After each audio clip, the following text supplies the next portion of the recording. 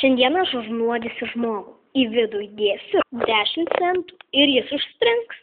Štai, o dabar uždariau. Ir dar jį pašildysiu mikrobangų krosnelėje.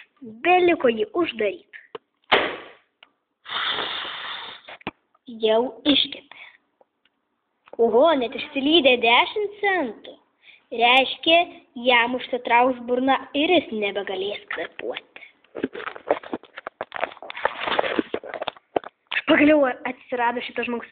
Imk suvalgyk šį aviuką. Valgyk. Šis žmogus jau nebegyvas. Užklokim jį, kad nieks jo nepamatytų. Ha, dabar pagaliau nieks nebeįtarsi. Ką, nemanai, kad reikėtų padaryti dabar vakarėlį? Aš manau.